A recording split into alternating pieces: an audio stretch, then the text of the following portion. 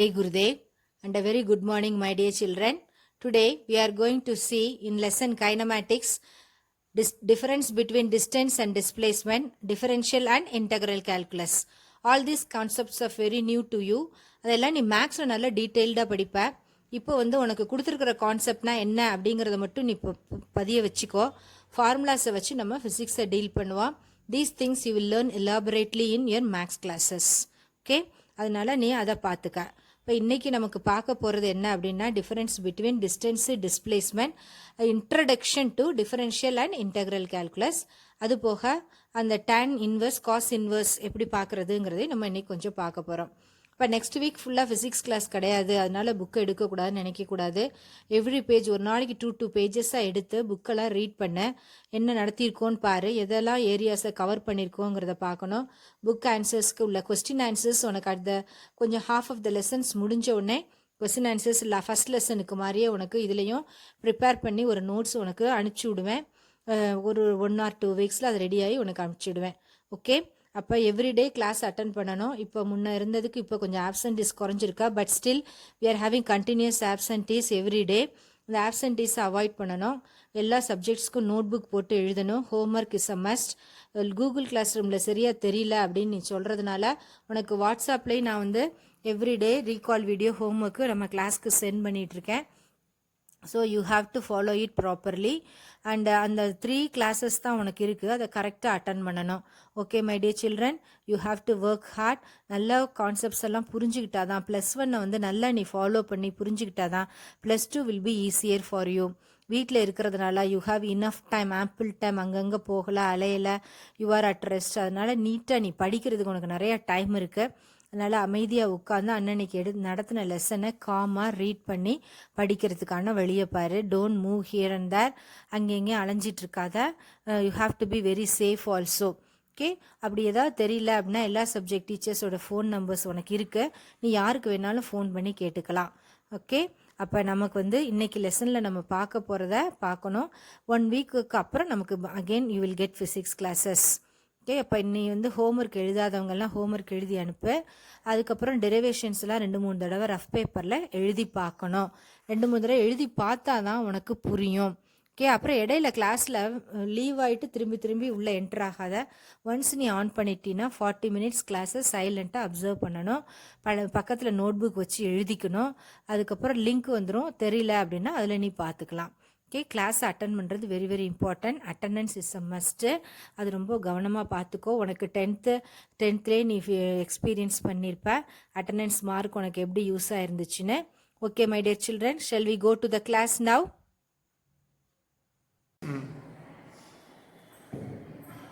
Today we will see the difference between distance and displacement.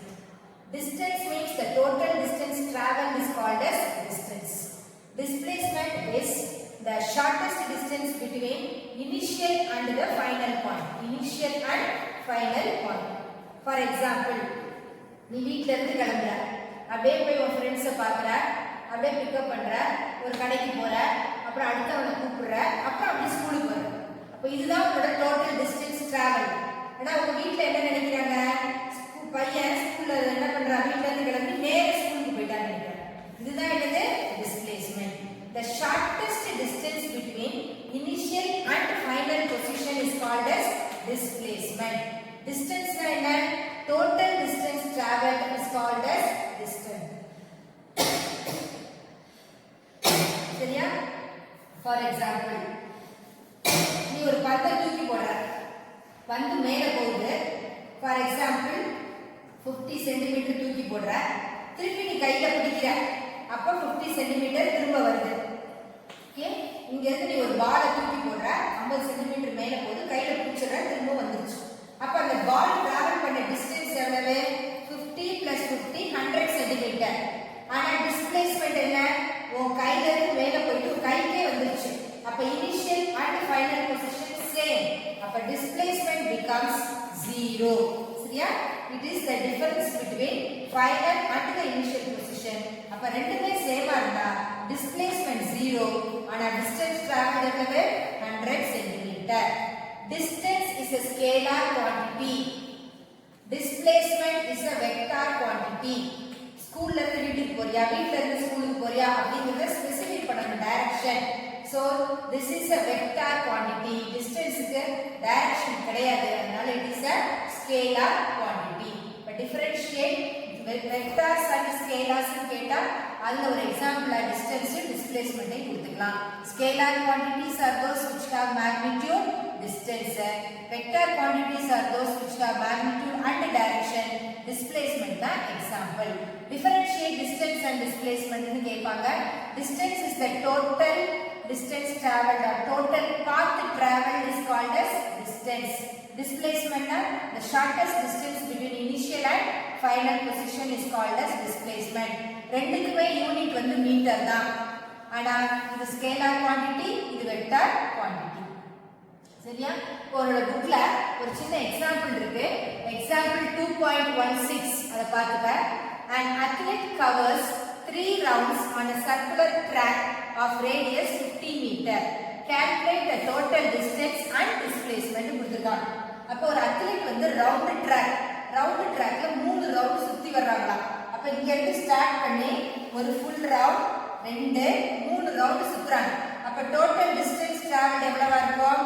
Distance is equal to 3 into ஒரு full round means this is nothing but the circumference of the circle.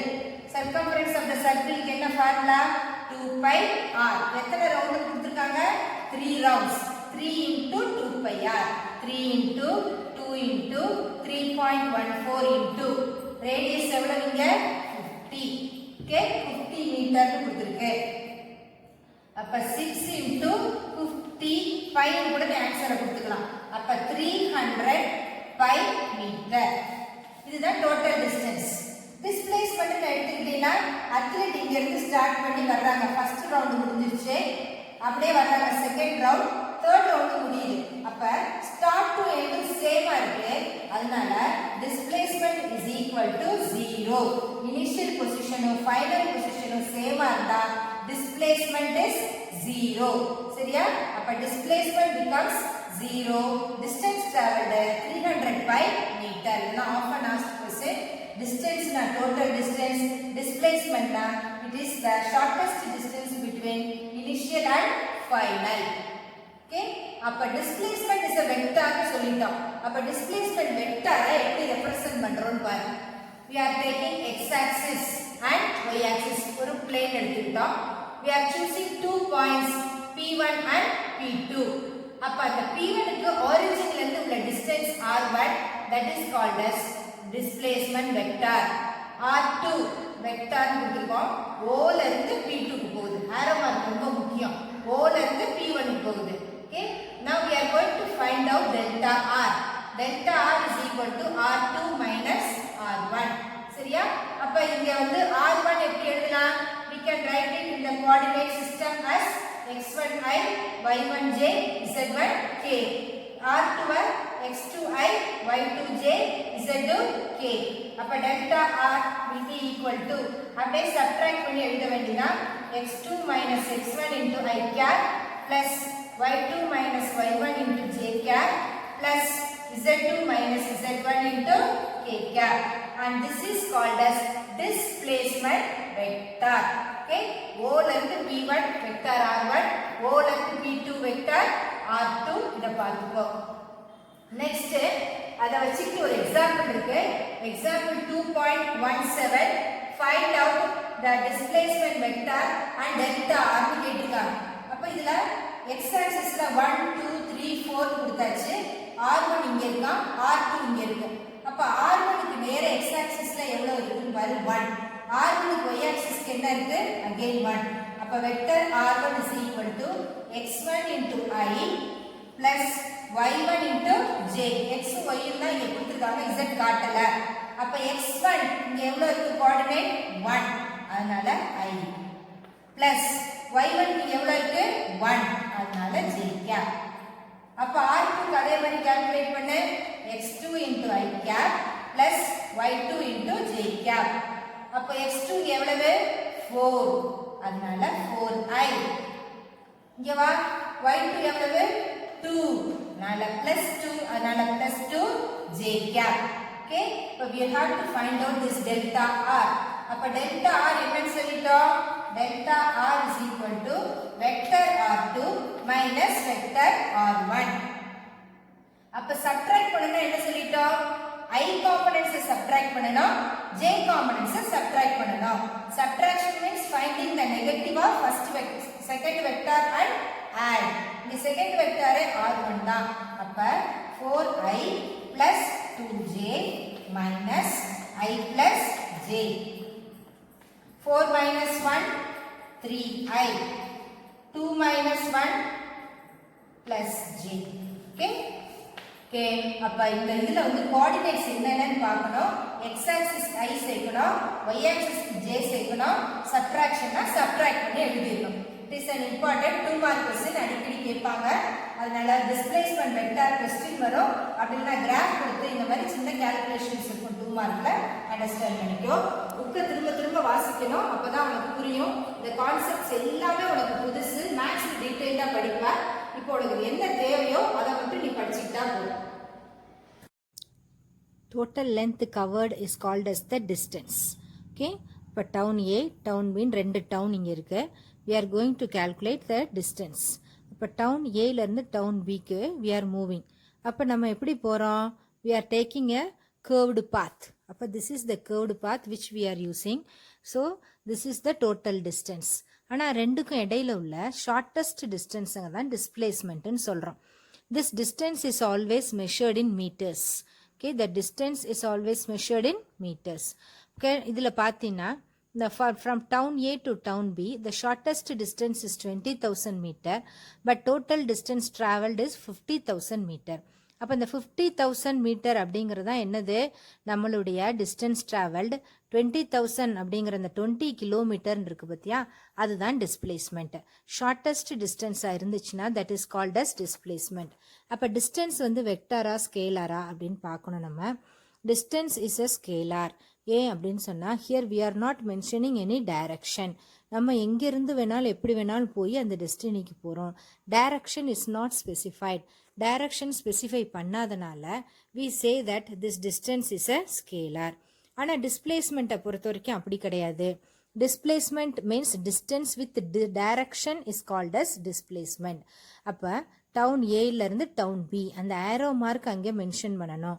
A to பியா அல்லது B to ஏயா, எங்க இருந்து எங்கே போறோம் அந்த டைரக்ஷனை mention பண்றதுனால this is called as displacement. அப்ப displacement is one where we are mentioning distance with direction. It is a vector quantity. Okay, it is the shortest distance between the two destinies. நம்ம A B அப்படின்னு சொன்னோம்னா அந்த ரெண்டுக்கும் இடையில உள்ள shortest distance தான் displacement ன்னு சொல்றோம். இப்ப டைரக்ஷனை இப்ப எப்படி இதுல மென்ஷன் பண்ண போறோம்? 20 kilometre north from home, that is the direction. 20 kilometre north specifies the direction. இப்ப பார்க்க போறோம் நெக்ஸ்ட் நம்ம என்ன சொல்றோம்? இதுல இந்த நெக்ஸ்ட் டயக்ராம்ல நீ பாரு, இங்கே என்ன சவுண்டு கேட்குதுன்னு பாரு, ஜிஸ் அப்படின்னு சவுண்டு கேட்டுட்டு இருக்கு. அப்போ இதில் நம்ம என்ன பண்ண போகிறோம்னு பாரு. நெக்ஸ்ட்டில் we are going to find out which is distance, which is displacement and how to calculate it. அப்போ இவங்க பார்த்தீங்கன்னா இதில் வந்து என்ன சொல்கிறாங்க? டிஸ்டன்ஸு டிஸ்பிளேஸ்மெண்ட்டு இதெல்லாம் கால்குலேட் பண்ணுறதுக்கு டோன்ட் மூவ், இங்கே நின்று இப்படி பண்ண அப்படி கொடு அப்படின்னு சொல்கிறாங்க. அப்போ இதில் பார்த்தீங்கன்னா we have to define this displacement. அப்போ lot of distance has been covered. இங்கேருந்து அங்கே போகிற, அங்கேருந்து இங்கே வர்ற, ஆனால் டிஸ்பிளேஸ்மெண்ட்டே இல்லைன்னு சொல்கிறோம். அது என்ன கண்டிஷன் அது? இப்போ for example displacement 20 kilometre on the east அப்படின்னு சொன்னால் distance covered will always be greater than the displacement. Equal டுவாகவும் இருக்கலாம். இப்போ ஒரு சர்க்குலர் பாத்தா இருக்கு, ஒரு கேர்வ்டு பாத்தா இருக்குன்னா என்ன சொல்கிறோம்? இங்கேருந்து ஹோம்லேருந்து ஆரம்பித்து அப்படியே சுற்றி வந்து நம்ம டவுன் ஏலேருந்து டவுன் பிக்கு போகிறோம். ஒரு டாக்ஸி எடுத்துக்கிட்டு டவுன் ஏலேருந்து டவுன் பிக்கு போகிறோம். அப்போ டோட்டல் டிஸ்டன்ஸ் என்னன்னு பார்க்கணும். அப்படின்னு சொன்னால் நம்ம passenger are charged based on the distance or displacement. நம்ம passengers are charged according to the distance தான், எவ்வளோ தூரம் போயிருக்காங்கிறத பொறுத்து தான் நமக்கு சார்ஜ் இருக்கு. டிஸ்பிளேஸ்மெண்ட்டுங்கிறது ஷார்ட்டஸ்ட் டிஸ்டன்ஸ் தான். ஆனால் டாக்ஸி டிரைவர் வந்து என்ன டிஸ்டன்ஸில் போகிறாரு அப்படிங்கிறத பொறுத்து தான் இருக்குது. ஃபார் எக்ஸாம்பிள் டவுன் ஏலேருந்து டவுன் பிக்கு போயிட்டு திரும்பி வந்தால் ஜீரோ டிஸ்பிளேஸ்மெண்ட்டுன்னு சொல்கிறோம். அப்போ அந்த டாக்ஸியில் ஏறி ஏலேருந்து பிக்கு போயிட்டு திரும்ப அதே இடத்துக்கு வந்தால் ஜீரோ அப்படின்னு சொன்னால் ஒத்துக்க மாட்டாங்க. ஓகே, ஸோ இதில் நம்ம அடுத்து என்ன பார்க்க போகிறோம்? We are going to revise the components of a vector. இந்த நேற்று நம்ம பாடத்தில் பார்த்துருக்கோம், but still the components of the vector very very important. அதை கொஞ்சம் நல்லா பார்க்கணும், அதனால தான் பார்க்குறேன். இப்போ இதில் ஒரு சின்ன எக்ஸாம்பிள் இருக்குது பாரு. நேச்சுரல் நம்பர்ஸ் எடுக்கிறோம், ரிப்பீட்டட் அடிஷன் ஆஃப் 1 அதெல்லாம். ஏன்னா 2 அப்படின்னா 1 + 1, அதுக்கப்புறம் 2னா 2 × 1, 3னா 1 + 1 + 1 அல்லது 3 × 1. அப்போ இது எல்லாமே என்னன்னு சொல்கிறோம்? ரிப்பீட்டட் அடிஷனை தான் மல்டிப்ளிகேஷன்னு சொல்கிறோம். அதாவது 1 + 1 + 1னா 3 தடவை 1 × 1, அதனால 77னா 77 டைம்ஸ். இப்போ இதில் பார்த்தீங்கன்னா வெக்டர்ஸில் we are having special vectors I, J, K. ஐங்கிறது it is the vector along X axis, J vector along Y axis, K vector along Z axis. இப்போ இது மூணுமே ஸ்பெஷல் டைப் ஆஃப் வெக்டர்ஸ். அப்போ இந்த வெக்டர்ஸ் என்ன பண்ண போகிறோன்னு பாரு. ஐ வந்து என்ன vector along X direction, Y டைரக்ஷனில் இருக்கிறது ஜே, கேங்கிறது Z direction. Now we are taking a vector A where it is 3i plus 4j plus 4k போட்டிருக்கு. அப்போ எவ்வளோ தூரம் எக்ஸ் ஆக்சிஸில் இருக்குது? 3, ஒய் ஆக்சிஸில் 4, இசட் ஆக்சிஸில் 7. இப்போ 77 டைம்ஸ்னு இதில் சொல்கிறோம். இதில் 3i time plus 4j plus 9k times அப்படின்னு சொல்லணும். அதை தான் இங்கே கொடுக்குறாங்க. அனதர் பொசிஷன் வெக்டார் பி எடுக்கிறோம். பியை வந்து 6i ப்ளஸ் 5j ப்ளஸ் 1kன்னு சொல்கிறோம். அப்போ position vector B that is 6i plus 5j plus 1k. That means the component of x-axis 6 அப்படி இருக்கு. இதெல்லாம் components சொல்றோம். x-axis component 6i, y-axis component 5j, z-axis component is 1k, and these are called as components of a vector. Okay, அப்போ இந்த components எல்லாம் நீ நல்லா கிளியராக தெரிஞ்சு வச்சுக்கணும், அப்போ தான் நம்ம பண்ண முடியும். அடுத்த பொசிஷன் வெக்டாரில் we are going to add these 2 vectors. அப்போ இது ரெண்டும் ஆட் பண்ணுறோம். அப்போ ஆட் பண்ணும்போது நம்ம என்ன சொல்லிட்டோம் already? The similar component should be added. I component எல்லாம் ஆட் பண்ணணும், ஜே எல்லாம் ஆட் பண்ணணும், கே எல்லாம் ஆட் பண்ணணும். இங்கே ஐ காம்பனண்ட் என்னது? 3 + 6, 4 + 5 ஜே காம்பனண்ட், 9 + 1 k component. அப்போ இங்கே அடிஷனில் we are adding the same type of components of a vector. அதையும் புரிஞ்சுக்கணும். while addition we are adding the same type of components of a vector. அடுத்து பாரு, we are going to take another vector c. அப்போ இந்த வெக்டாரில் பார்த்தீங்கன்னா சின்னு எடுத்திருக்கோம். அப்போ இந்த சி வெக்டாரில் நம்ம என்ன பண்ண போகிறோம்?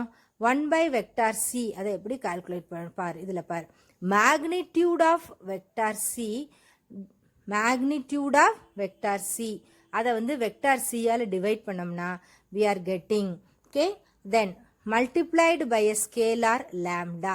அப்போ வெக்டாரை வந்து நம்ம ஒரு ஸ்கேலாரால் மல்டிப்ளை பண்ணும்போது ஜஸ்ட் மல்டிப்ளை பண்ணி எழுதுனா போதும். a vector is multiplied by scalar lambda, அதனால lambda into a வெக்டார். அப்போ தனித்தனியாக மேக்னிடியூட் கண்டுபிடிக்கிறோம், lambda into a. இது ஸ்கேலார் ப்ராடக்டாக இருந்துச்சுன்னா ஸ்கேலாராக தான் இருக்கும். சேம் டைரக்ஷனாக இருந்தால் பாசிட்டிவ், ஆப்போசிட் டைரக்ஷனாக இருந்தால் நெகட்டிவ். ஓகே, அப்போ யூனிட் வெக்டார் கண்டுபிடிக்கணும் அப்படின்னு சொன்னால் vector C divided by magnitude of vector C வேணும்னு சொல்லியாச்சு.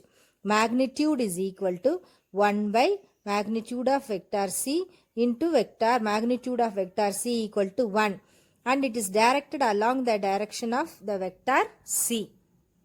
அதுவும் ரொம்ப முக்கியம். அப்போ இந்த கான்செப்டையும் நீங்கள் ஞாபகம் வச்சுக்கணும். அப்புறம் யூனிட் வெக்டார் அப்படின்னு சொன்னால் என்னன்னு சொல்லிட்டோம்?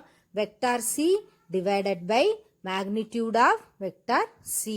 Okay, vector C divided by magnitude of vector C gives you the unit vector. Unit வெக்டாரோட மேக்னிடியூட் என்ன? 1. Okay, unit vector is a vector with a magnitude that is equal to 1. Direction is along the direction of the given vector. இங்கே சிங்கிறனால directed along C ன்னு சொல்கிறோம். Okay, அப்போ இதை unit வெக்டார்னா என்னன்னு பார்த்துக்கணும். It specifies the particular direction. It can be used to express any vector in it's direction. இப்போ இதெல்லாம் important key points நம்ம இந்த வெக்டார்ஸில் பார்க்குறது. அதுக்கப்புறம் பார்த்தீங்கன்னா ஏபிசிடி நமக்கு 2-3 வெக்டர்ஸ் கொடுத்துருக்கு, சிடிஇ. அப்போ இந்த சிடிஇ இந்த வெக்டர்ஸில் பார்த்தீங்கன்னா vector magnitude of vector D into magnitude of vector d first கண்டுபிடிச்சுக்கிறா. அதுக்கப்புறம் into c cap. c capனா என்னன்னு சொல்லிட்டோம் already. It is the unit vector along the direction of c. Okay, c cap அப்படின்னா என்னது? unit vector along the direction of c னு meaning. vector e க்கு எப்படி பண்ணுவ? magnitude of vector e into c cap.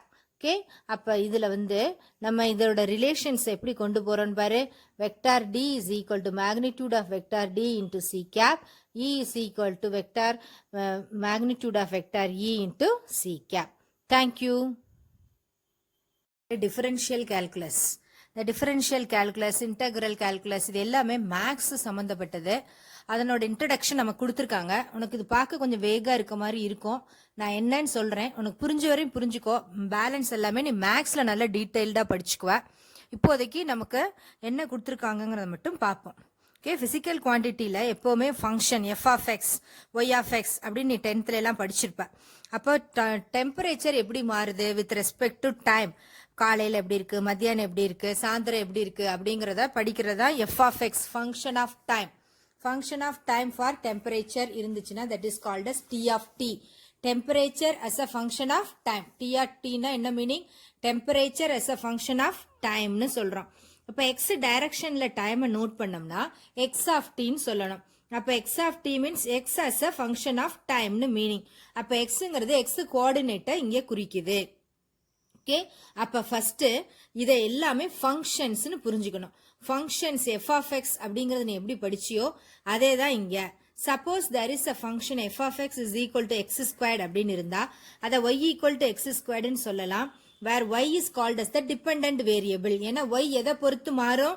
x பொறுத்து மாறும். அதனால y dependent variableன்னு சொல்றோம். y is equal to x squaredல x is an independent variable. ஏன்னா x change ஆனா y change ஆகும்.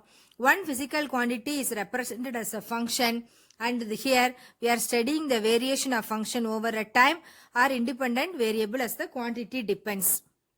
இப்போ calculus அப்படிங்கிறது என்னன்னா it is the branch. அப்போ இந்த branchல we are going to analyze the change of any quantity. change of any quantity. அப்போ function y is equal to f of xங்கிறத இங்கே derivative of y with respect to x ன்னு சொல்ல போறோம். derivative of y with respect to x அதுதான் dy divided by dx.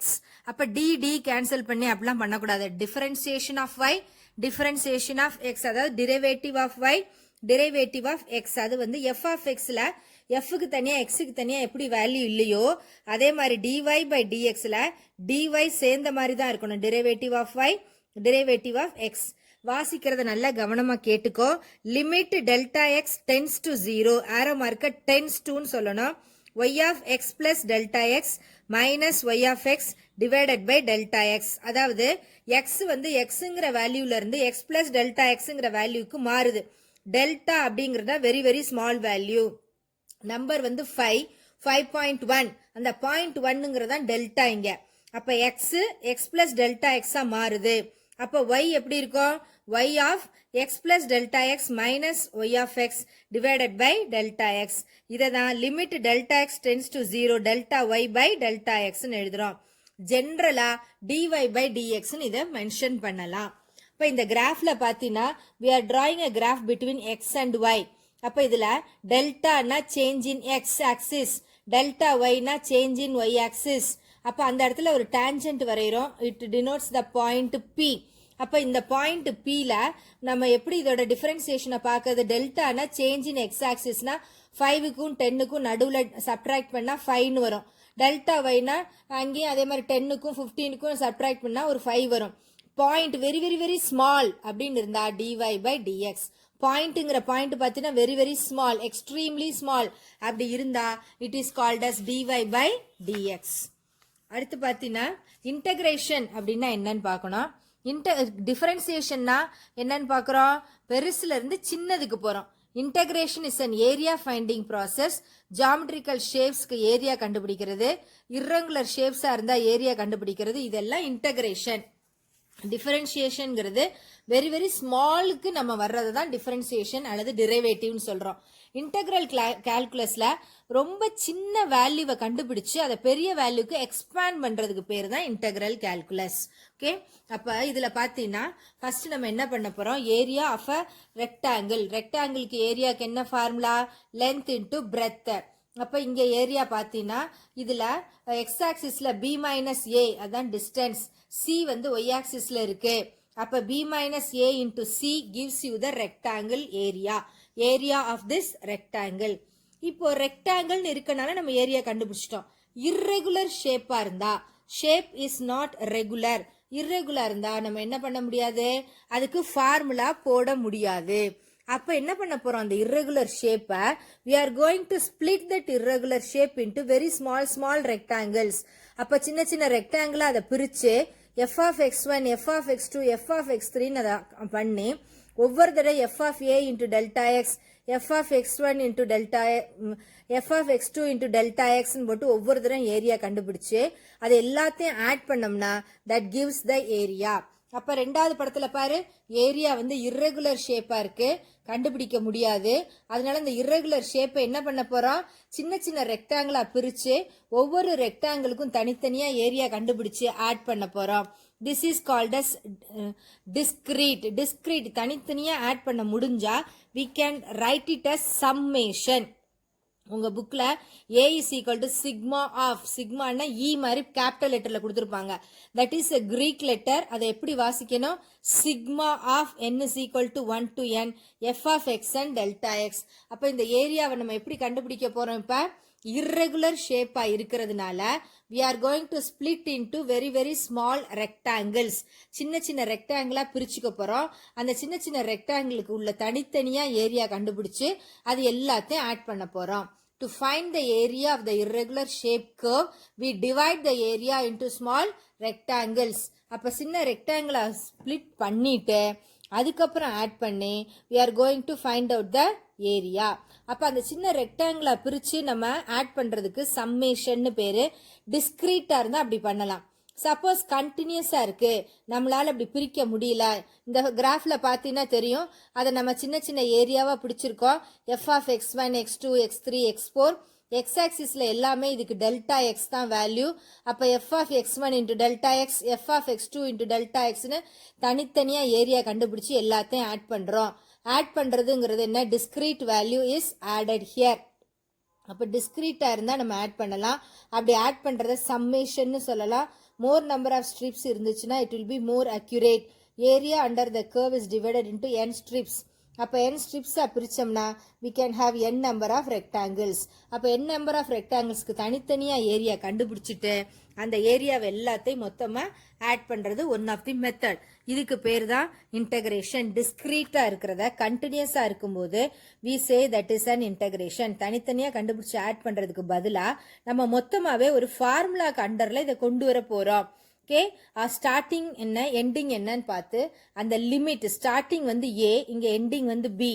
அப்ப limit எப்படி இருக்கு, ஏல இருந்து பி வரைக்கும் போயிட்டு இருக்கு இந்த கிராஃப். அப்படி இருந்தா எஃப் ஆஃப் எக்ஸ்ன்னு போட்டு delta x dx போட்டா we can use this integration formula to calculate the area of irregular shapes. அப்ப இதுதான் integral calculus சொல்றோம். சின்னதா ஒரு வேல்யூவை கண்டுபிடிச்சிக்கிட்டு அதை வச்சுக்கிட்டு we can extend it for a very large value, continuous இருக்கணும். அதனாலதான் இங்க என்ன கொடுத்திருக்கு பாரு, sigma of n is equal to 1 to n. வாசிக்கிறத நல்லா கேட்டுக்கோ. sigma of n is equal to 1 to n f of xn into delta x. Okay, அப்ப ஏரியாவை எப்படி பண்றீங்க, sigma of n is equal to 1 to n. 1 to n எத்தனை ஸ்ட்ரிப்ஸா பிரிச்சிருக்கோம், n number of strips. அப்ப ஒவ்வொரு ஸ்ட்ரிப்ஸ்க்கும் x1 x2 எழுதணும். அப்ப n நம்பர் ஆஃப் ஸ்ட்ரிப்ஸா பிரிச்சிருக்கனால f of xn. ஃபர்ஸ்ட்டுக்கு வந்து n-க்கு 1, ரெண்டாவதுக்கு 2, மூணாவதுக்கு 3 அப்படின்னு போட்டு பிளஸ் போட்டுக்கிட்டே போனோம். அதுதான் சிக்மாவோட மீனிங். அப்ப சிக்மாவை இப்ப என்ன பண்ண போறோம், இன்டெகிரலா மாற்ற போறோம்.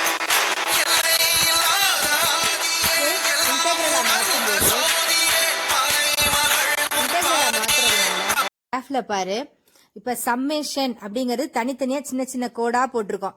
அப்ப எல்லா கோடையும் போட்டு ஆட் பண்ணிருக்கோம். அப்ப அந்த சம்மேஷன் அந்த சின்ன சின்ன கோடை இன்னமும் ஃபைன் டியூன் பண்ணி கண்டினியூஸா கொடுத்தா that turns out to be integral. Okay, first summation அப்படிங்கிறது ஸ்மால் லைன்ஸா இருக்கு. அதுக்கப்புறம் என்ன பண்ணிருக்கோம், இங்க இன்டகிரல்ல கொடுத்தாச்சு. இன்டகிரல்ல கொடுத்தாருன்னா என்ன அர்த்தம், அந்த ஸ்மால் லைன்ஸ் எல்லாமே இங்க கட் ஆயிடுச்சு. அப்படி இருந்துச்சுன்னா this is called as integration. அப்ப சம்மேஷனை இப்ப இன்டகிரேஷனா மாத்தியாச்சு. ஓகே, summation is now turned out to be an integration. அதுல sigma of F of X I delta எக்ஸ்ன்னு போட்டோம். இங்க integral A to B F of X D X. இதெல்லாம் உனக்கு புதுசா இருக்கும், மேக்ஸ்ல நீ நல்லா படிப்ப. இப்ப என்ன சொல்றேங்கிறத மட்டும் கான்செப்டை மட்டும் தெரிஞ்சுக்கோ. இன்டகிரல் அந்த கொக்கி மாதிரி இருக்கிறத எப்படி ரீட் பண்ணணும், integral A to B F of X D X. அப்ப இதுல வந்து நமக்கு ரெண்டு எக்ஸாம்பிள் கொடுத்திருக்காங்க. Work done is the area under force displacement curve. ஃபோர்ஸுக்கும் நம்ம என்ன பண்ண போறோம், ஃபோர்ஸுக்கும் டிஸ்பிளேஸ்மெண்ட்டுக்கும் ஒரு கர்வ் வரைஞ்சிருக்கோம், கிராஃப் வரைஞ்சிருக்கோம். அப்ப ஃபோர்ஸையும் டிஸ்பிளேஸ்மெண்ட்டை மல்டிப்ளை பண்ணா அதுதான் என்னது, ஒர்க் டன். அப்ப இந்த கிராஃபோட ஏரியாவை நம்ம கண்டுபிடிச்சோம்னா that is called as work done. அப்ப ஒர்க் டன் அப்படிங்கிறது ஃபோர்ஸ் இன்டு டிஸ்பிளேஸ்மெண்ட். ஓகே, அதை தான் இந்த கிராஃப்ல நமக்கு இங்கே சிம்பாலிக்கா காட்டியிருக்காங்க. First example is work done is the area under force displacement curve. அப்ப இந்த கர்வ்ல நம்ம என்ன கண்டுபிடிக்க போறோம், ஏரியாவை கால்குலேட் பண்ணோம்னா that gives you the work done. அடுத்து பாத்தீங்கன்னா ஃபோர்ஸுக்கும் டைமுக்கும் ஒரு கிராஃப் வரைஞ்சிருக்காங்க. ஃபோர்ஸையும் டைமையும் மல்டிப்ளை பண்ணினா that is called as impulse. அப்ப integral 0 to T F into D T எப்படி வாசிக்கணும், integral 0 to T F D T that gives you impulse. அப்ப இந்த கிராஃப்ல if you find out the integral value of F into D T that gives us the area. Impulse is the area under force function f of t, t graph. Okay, அப்ப impulse கண்டுபிடிக்கணும் அப்படின்னு சொன்னா we have to find out the area of a force time graph. அப்ப impulse is given by the force in a time interval t, 0 ல இருந்து t1. அடுத்து average வெலாசிட்டினா என்னன்னு பார்க்க போறோம். அப்ப ஆவரேஜ் வெலாசிட்டி அப்படின்னு சொன்னா என்ன அர்த்தம், டிஸ்பிளேஸ்மெண்ட் வெக்டார் டெல்டா ஆர் என்னன்னு சொல்லிட்டோம், r2 மைனஸ் r1 அப்படின்னு ஆல்ரெடி டிஃபைன் பண்ணிட்டோம். அப்ப displacement vector delta R r2 minus r1 இருந்துச்சுன்னா வேற r1 is called as the position vector, r2 இன்னும் ரெண்டாவது பொசிஷன் வெக்டார். அப்ப இதுல நமக்கு என்ன வேணும், நமக்கு வெலாசிட்டி. வெலாசிட்டினா என்ன formula, distance travelled by time taken. இங்க டிஸ்டன்ஸ் டிராவல்டு தான் என்னன்னு சொல்றோம், டிஸ்பிளேஸ்மெண்ட்னு சொல்றோம். இங்க டிஸ்பிளேஸ்மெண்ட் யாரு, delta R. Okay, delta R is the displacement. அப்ப delta R divided by T அதுதான் ஆவரேஜ் வெலாசிட்டி. டெல்டா ஆருக்கு மேல ஆரோ மார்க் போட்டிருக்கு because it is a vector. அப்ப velocity average is equal to delta R vector divided by delta T. அப்ப ரெண்டு பக்கமும் arrow mark இருக்கனால this is a vector quantity. Direction வந்து it is along the direction of the displacement vector. Okay, அப்ப நம்ம already வரைஞ்ச position time graph தான் இது, r1 r2 where delta R is equal to r2 minus r1. அப்ப இதுல velocity வேணும்னா நம்ம என்ன பண்ண போறோம், delta R divided by T அதை மட்டும் கண்டுபிடிச்சிட்டோம்னா that gives you the average velocity. அப்ப ஆவரேஜ் வெலாசிட்டி வேணும்னா we have to find out delta r divided by delta t. அப்ப ஆவரேஜ் ஸ்பீடு வேணும்னா total path length divided by total time taken. அப்ப total distance traveled divided by total time taken இருந்தா that gives you the average speed. Average ஸ்பீடுனா என்னது, average வெலாசிட்டினா delta R vector divided by delta T. ஆனா average ஸ்பீடா இருந்துச்சுன்னா total path length divided by total time taken. டிஸ்பிளேஸ்மெண்ட்னா shortest distance பிக்கும் கியூக்கும் டோட்டல் டிஸ்டன்ஸ் டிராவல்டு கிடைச்சிச்சுன்னா that gives you average speed. Speed means total path length divided by total time taken. அதுக்கு பேர் தான் ஆவரேஜ் ஸ்பீடு. ஆவரேஜ் வெலாசிட்டினா delta R vector divided by delta T. Average ஸ்பீடுங்கிறது என்ன, total path length divided by total time. அடுத்து instantaneous வெலாசிட்டின்னு சொல்றாங்க. இன்ஸ்டன்ட்னா அந்த இன்ஸ்டன்ட்ல ஆவரேஜ் வெலாசிட்டி இதெல்லாம் மொத்தமா கண்டுபிடிக்கிறது. What is the velocity at that instant, இந்த அதுக்கு பேரு இன்ஸ்டன்டேனியஸ் வெலாசிட்டி. இது நீ உன்னோட கிரிக்கெட் மேட்ச்ல பாப்ப, அந்த பாலும் பேட்டும் டச் பண்ற அந்த செகண்ட்ல what is the speed, what is the வெலாசிட்டின்னு கால்குலேட் பண்றோம். that is called as instantaneous velocity where time tends to 0. limit இது எப்படி வாசிக்கணும், limit delta t tends to 0 delta r by delta t அதுதான் dr by dt ன்னு போடுறோம். ஆறுங்கிறது என்ன பொசிஷன் வெக்டார். பொசிஷன் வெக்டார் 3 காம்பனன்ட்ல எழுதலாம். xi yj zk. அப்ப ஆறுக்கு பதிலா என்ன போடுறோம்? xi cap plus yj cap plus zk cap. இப்ப தனித்தனியா பிரிச்சு எழுது. dx by dt into i cap, dy by dt into j cap, dz by dt into j cap. அப்ப dx என்ன? displacement along x axis by time. displacement by time taken is velocity. எந்த axis? x, அதனால vx. dy by dt என்ன? displacement by time taken. எந்த component? y, அதனால vy. dz by dt என்ன? velocity. எந்த component? z. magnitude வேணும்னா square root of vx squared plus vy squared plus vz squared னு calculate பண்ணிக்க வேண்டியதான்.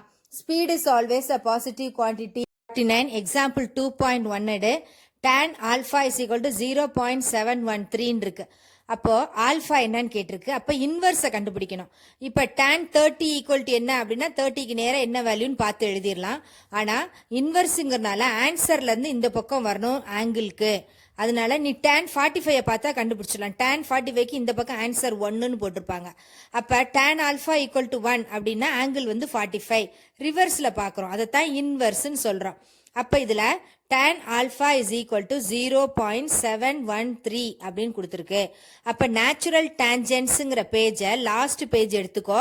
நேச்சுரல் டேஞ்சன்ஸ் அப்படின்னு இருக்கு, அந்த பேஜை எடுத்துட்டு அதில் 0.713 எங்கே இருக்குன்னு பார்க்கணும் நீ. ஓகே, அப்போ நேச்சுரல் டேஞ்சன்ஸில் வரிசையாக பார்த்துக்கிட்டே வா.